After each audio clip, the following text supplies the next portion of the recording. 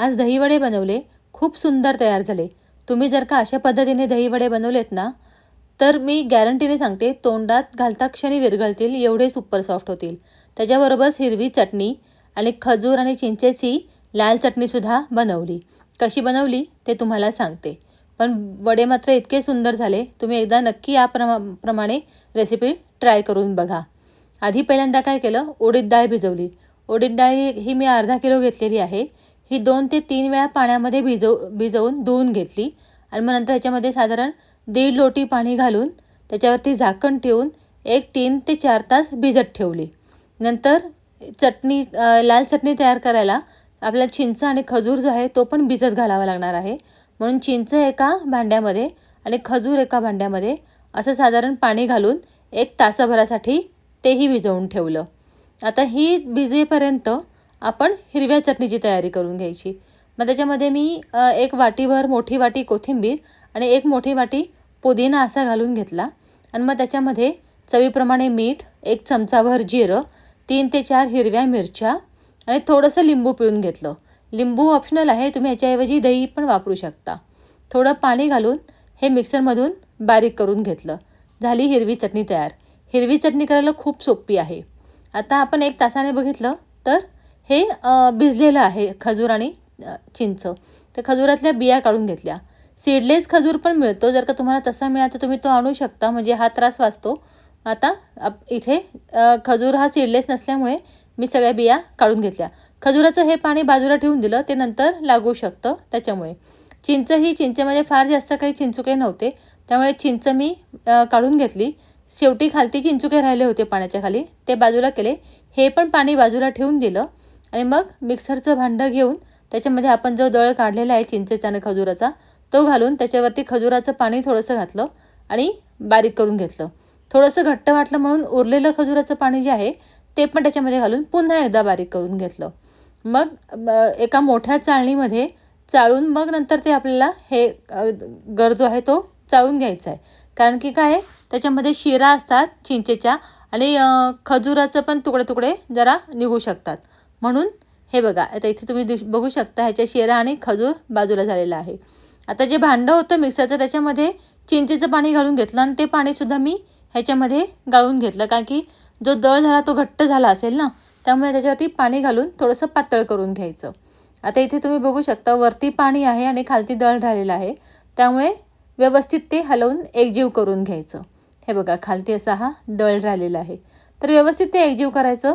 आणि असं एकजीव झालं की मग एक पॅन घ्यायचा आणि पॅनमध्ये हे सगळं पाणी काढून घ्यायचं चिंचेचं. मग एक उकळी आली की त्याच्यामध्ये साधारण मी अर्धी वाटी गूळ घातलेली आहे, अर्धा चमचा तिखट, नंतर अर्धा चमचा गरम मसाला, एक थोडंसं हिंग घातलं मी आणि 1 मोठा चमचा जिरेपूड घातली, कारण की जिरेपूड ह्याच्यामध्ये घातलेलीच नव्हती. आणि थोडंसं मीठ, आपल्याला खारट करायचं नाही आहे, फक्त चवीपुरतं थोडंसं मीठ घालायचं आहे आणि छान हलवून घ्यायचं आहे. आता इथे मी गूळ फक्त अर्धी वाटी घातला आहे, कारण की खजूर जो आहे तो गोड आहे, त्यामुळे गूळ अर्धी वाटी घातला. जर का तुम्ही खजूर घेतलाच नाही, तो स्किप केलात, तर चिंच आणि गुळाची तुम्हाला जर का चटणी बनवायची असेल किंवा असं पाणी बनवायचं असेल तर तुम्ही इथे गूळ जास्त घालावा लागेल तुम्हाला, कारण की खजूर तुम्ही स्किप केलेला आहे. आता इथे आपण दह्याची तयारी करून घेऊयात. मी इथे मलईचं अर्धा किलो दही आणलं आणि ते मिक्सरमधून बारीक करून घ्यायचं आहे. तुमच्याकडे घरचं मलाईचं दही असेल तर तुम्ही तेही यूज करू शकता. आता मलाईच्या दहीमध्ये ह्याच्यामध्ये एक साधारण 6 ते 7 चमचे साखर घातली आणि झाकण ठेवून हे मिक्सरला लावून घेतलं. इथे लक्षात ठेवा, इथे आपल्याला कणभरसुद्धा पाणी घालायचं नाही आहे. दही आपल्याला घट्ट हवं आहे, त्यामुळे ह्याच्यामध्ये थोडंसंसुद्धा पाणी नाही घालायचं. आता हे दही आपण फ्रीजमध्ये ठेवून द्यायचं. आता चिंचगुळाची पण चटणी तयार झालेली आहे, ती पण एका पातेलीमध्ये काढून घेतलेली आहे. आता चिंचगुळाचं पाणी, हिरवी चटणी आणि दही आपली तयारी झालेली आहे. आता आपण वडे बनवायला घ्यायचे. आता हे जे उडीद डाळ आहे ती छान भिजलेली आहे, छान तोडता येते म्हणजे भिजलेली आहे. आता ती मिक्सरमधून काढताना ह्याच्यामध्ये बिलकुलही पाणी घालायचं नाही आहे. म्हणजे कसं आहे की अगदी थोडं पाणी घालायचं, फिरवून घ्यायची, कारण की आता डाळ ही खूप कडक असते, म्हणजे मिक्सरमधून फिरायला जड जातं ते. पण जेवढं कमी आपण पाणी घालू ना तेवढं कमी पाणी घालायचं, कारण की डाळ जर पातळ झाली तर मग आपल्याला वडे घालताना प्रॉब्लेम होईल. आता मी इथे अगदी 3 ते 4 चमचे पाणी घालून डाळ वाटून घेतलेली आहे. जर का ह्याच्यामध्ये डाळ वाटली नाही गेली तर थोडंसं पुन्हा 3 ते 4 चमचे पाणी घालायचं, पुन्हा वाटून घ्यायचं. पण एकदम भसकन पाणी घालून त्याचं पातळ करायचं नाही, नाहीतर पुढे जाऊन ते होणार नाही. हे बघा, अशा पद्धतीने मी डाळ बारीक करून घेतलेली आहे. आता अशी सगळीच डाळ आपण बारीक करून घ्यायची. बघू शकता तुम्ही किती घट्ट आहे ही डाळ, म्हणजे मी किती कमी पाणी वापरलेलं आहे.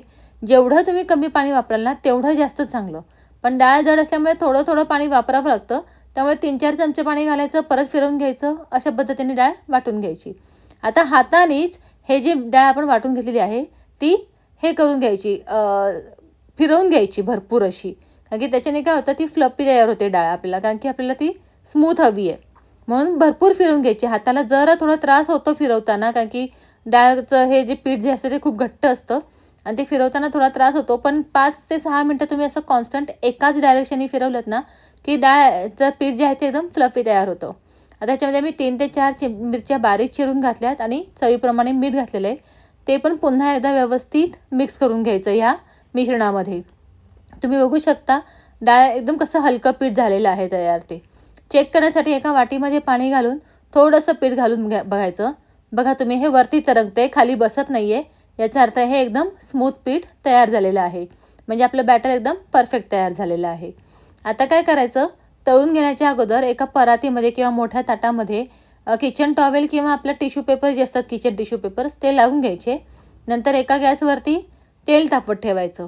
जरा आडवी कढई असेल ना तर जास्त चांगलं, कारण की बरेच वडे बसतातही आणि तेलही फार जास्त लागत नाही. उभी कढई असेल तर कसं 4-4 वडेच आपल्याला तळावे लागतात.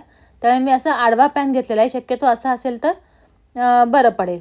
आणि काय करायचं, हाताला पाणी लावायचं आणि नंतर मग ते पीठ घ्यायचं आणि कढईमध्ये सोडायचं. हाताला पाणी लावल्यामुळे काय होतं, पटकन ते जे आपला वडा जो आहे तो पडतो कढईमध्ये आणि व्यवस्थित त्याला आकारही येतो. तर मी आता हे सगळे मोठे मोठे वडे इथे घालून घेते आहे. पहिल्यांदा म्हणलं आधी आपण मोठे मोठे वडे घालून घेऊयात, तर मोठे वडे घालून घेते. बघा किती फटाफट वडे पडतात आहेत आणि ते लगेच तेलावरती तरंगत आहेत, खाली बसत नाहीत, कारण की पीठ जे आहे आपलं ते खूप फ्लफी आणि खूप छान आपलं बॅटर तयार झालेलं आहे. त्यामुळे वडे वरतीच तरंगत आहेत, तुम्ही बघू शकता. बरं, इथे अजून एक गोष्ट लक्षात ठेवा, तेल खूप जास्त गरम करायचं नाही आहे. खूप जास्त गरम केलं की वडे लगेचच खालून लाल होतील. आपल्याला हे वडे बिलकुलही ब्राऊन किंवा लाल करायचे नाही आहेत. अर्धवटच ते पिवळसरच ठेवायचे आहेत आपल्याला, बिलकुलही लाल करायचे नाहीत. लाल झाले तर काय होणार, ते कडक होणार आणि मग ते जो दहीवडा आहे तो सॉफ्ट नाही होणार. त्यामुळे आपल्याला पिवळसरच वडे तळून घ्यायचे आहेत. लगेचच त्याला हात लावायला जायचं नाही, 1 मिनिटभर थांबायचं आणि मग नंतर असे हे उलटे करून घ्यायचे, म्हणजे दुसऱ्या बाजूनी पण ते तळून घ्यायचे. फार वेळ तळायचे नाही आहेत आणि गॅस पण खूप मोठा ठेवायचा नाही. गॅस मोठा ठेवलात ना तर मग ते पसरतात असे आणि त्याचा आकारही वाकडा तिकडा होतो. त्यामुळे गॅस मोठा नाही ठेवायचा. मीडियम टू लोवरती गॅस ठेवून मग हे असे वडे तळून घ्यायचे. हे बघा किती मोठे पण झालेत आणि सॉफ्ट पण वाटतात, एकदम हलके पण झालेले आहेत, तुम्ही बघू शकता. असं सगळ्या बाजूनी थोडे थोडे करून हे वडे तळून घ्यायचे आणि मग काढून घ्यायचे. खूप सोपी आहे ही रेसिपी बनवायला. वेळ खूप लागतो, सोपी आहे पण वेळ पण लागतो.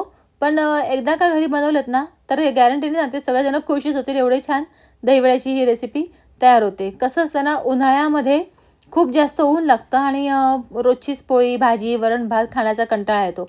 काहीतरी वेगळं खावं किंवा नुसतंच पाणी प्यावं असं वाटतं.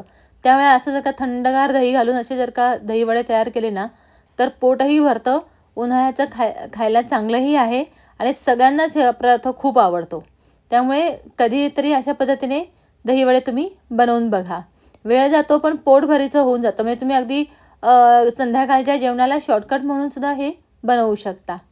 इथे मी तुम्हाला एक सांगायचं राहिलं की तुम्ही मला व्ह्यूज भरपूर येतात आहेत माझ्या रेसिपीजना, पण कमेंट आणि लाईक खूप कमी येतात आहेत. तुम्ही जर मला एक कमेंट केलीत आणि लाईक केलं ना तर मला खूप छान वाटेल रेसिपीज बनवायला आणि वेगवेगळ्या रेसिपीज बनवून अपलोड करायला.